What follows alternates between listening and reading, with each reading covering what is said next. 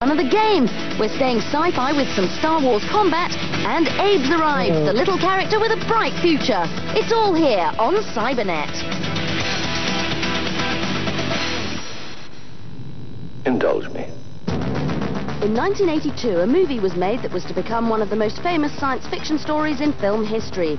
Set in a Los Angeles of the future, a hero must find and destroy alien humanoid forms called replicants who've infiltrated mainstream society. That film was Blade Runner. 13 years later, the license to make a game became available, and Westwood Studios, a part of Virgin Interactive, were offered the chance to make Blade Runner the computer game. Cybernet was given this preview footage of what promises to be a stunning game. We also spoke to the game's executive producer, Lewis Castle, and we discovered that this was to be no mere movie spin-off. The world of Blade Runner is what was really captivating to us. So this is a place that has, it's really timeless. I mean, here's this movie that's made so many years ago, and yet it's the quintessential science fiction world. And that was what was really amazing to us. Fortunately, Blade Runner isn't just an interactive movie, but a sophisticated and highly accomplished 3D real-time action-adventure. Set within the world of Blade Runner, yet not directly following the storyline of the film, Westwood Studios say they've created a detective story with tremendous detail and realism. I think what's most unique about Blade Runner is that it's a story simulator. It's a simulation, not a tree-branched engine. So each character in the game has its own agenda, and they go about their agenda. So every time you play the game, it's different. All you gotta do is ask, Slim. But it's not just the gameplay, just look at these graphics.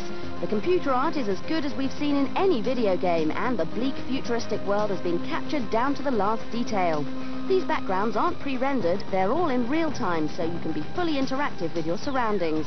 Together with wonderful looking characters, the whole scene promises a Blade Runner experience which is as good as any movie.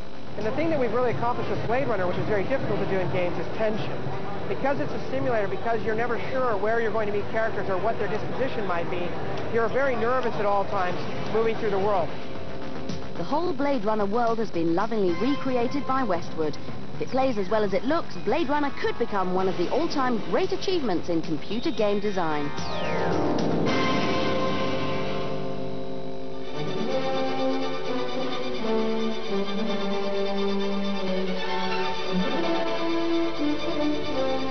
When people talk about art, they often think of famous painters, big expensive canvases and museums. On the internet, however, we've visited places that see the subject very differently.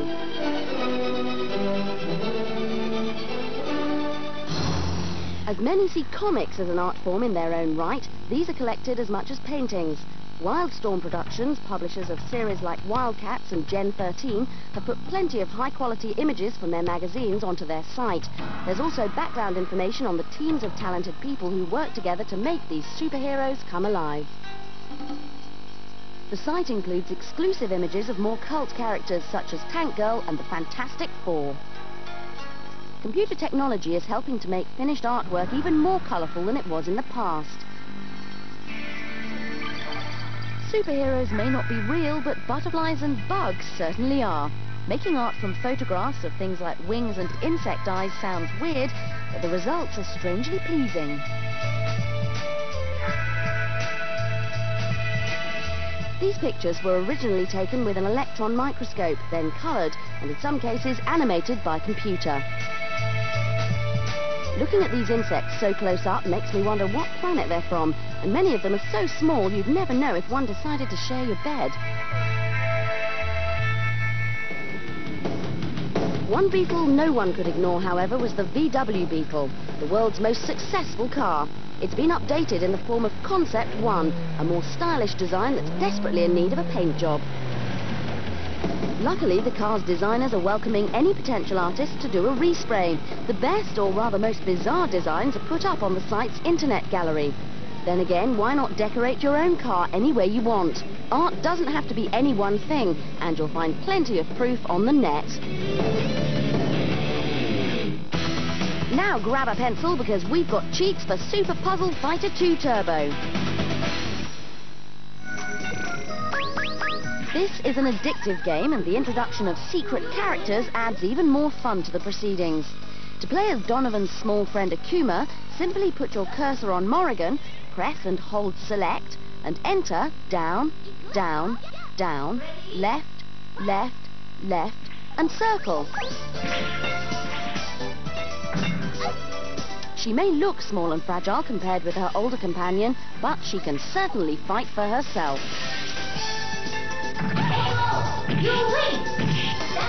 Or why not try someone who looks a little bit tougher? To play as Dan, put the cursor on Morrigan and press and hold select once again. Then enter left, left, left, down, down, down, and circle. Now you can play as the muscle man himself, who even makes Ken and Ryu look like ballerinas.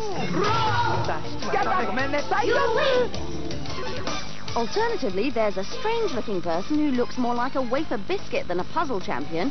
She's Lele, Hessenko's sister. Once again, put your cursor on Morrigan, press and hold select, and press right, and then circle.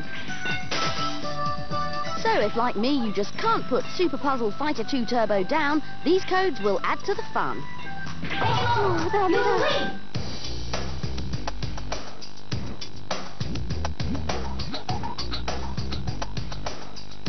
Multimedia could have been invented to give us interactive encyclopedias.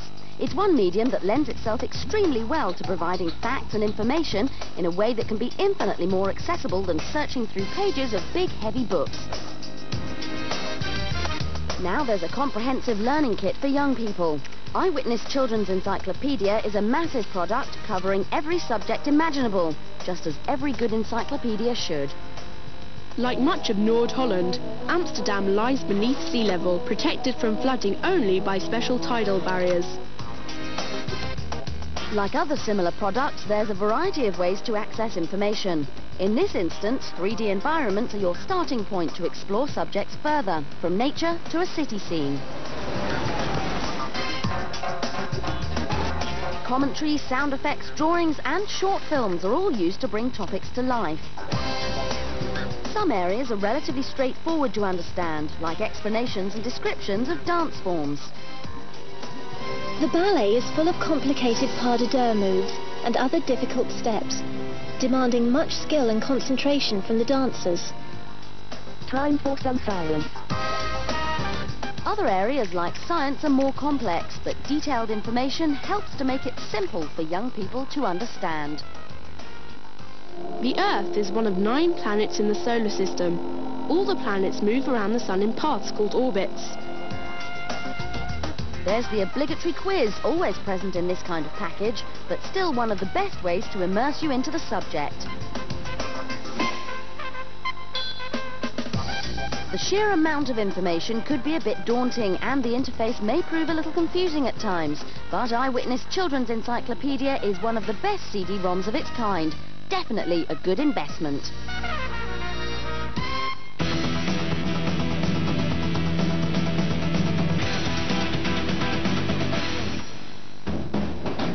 You may have seen these comic book heroes before, but you won't have been able to test out their skills personally. This is the Fantastic Four, and they found a new, more interactive home on the PlayStation. With its sideways scrolling combat action, this gameplay genre is very familiar, but in Fantastic Four there's a twist, because the game contains 3D objects within a 2D environment, which gives it more depth. From the elastic Mr. Fantastic and his amazing moves, to the glowing Human Torch, each of the characters in the group has been transformed into playable personalities. There's a multiple player option, so up to 4 people can each take on a superhero and fight in a group against the computer. There's also a hidden character, but we'll leave you to find that one out for yourselves. All have very smooth movement, helping to recreate running and fighting scenes. The backgrounds and locations are also impressive, with much attention to detail, like the shadows and reflections you can see throughout the game.